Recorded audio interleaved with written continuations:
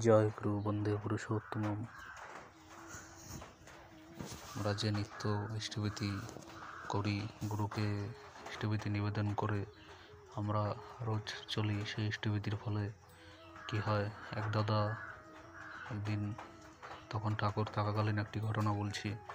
এক দাদা ইষ্টভীতি করতো, কিন্তু সে কোনো কিছু অনুভব করতে পারছে না। কেন?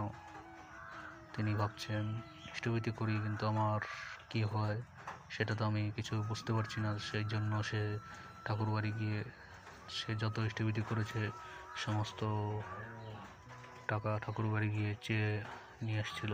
বলল, ঠাকুর, আমি যতদিন ইষ্টভীতি করেছি সমস্ত টাকা আমাকে ফিরিয়ে দিতে হবে। তখন ঠাকুর তার পার্শ্বদকে বলল, ওর টাকাটা ফিরিয়ে দে, রাস্তা থেকে ওই টাকা দিয়ে দোকানের ওই টাকা দিয়ে একটি বিস্কুটের প্যাকেট কিনে একটি কুকুরকে খাওয়াস। তখন কুকুরকে খাওয়ালো, সেই কুকুরটা আস্তে আস্তে ছটফটে করে মারা গেল। তখন সেই লোকটি আবার ঠাকুরের কাছে ছুটে এসে বলে, ঠাকুর, সেই বিস্কুট খেয়ে কুকুরটা মারা গেল কেন? তখন ঠাকুর বলে, তোরা যে ইষ্টভীতি করিস রোজ, তোদেরও এইভাবে তোদের জীবনে যত দুঃখ জ্বালা যন্ত্রণা সমস্ত কিছু আমি শুষে নিই।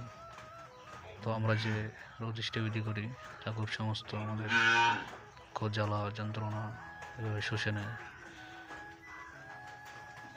আমরা দুপায়া মানুষ, আমরা কীভাবে চলবো জীবনে? আমরা তো এত বড় বিশ্বে, সেটা আমরা তো জানি না কীভাবে চলতে হয়।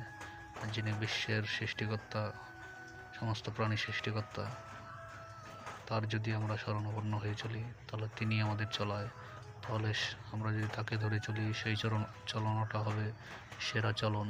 তাহলে আমরা তাকে ধরেই চলবো সবসময়।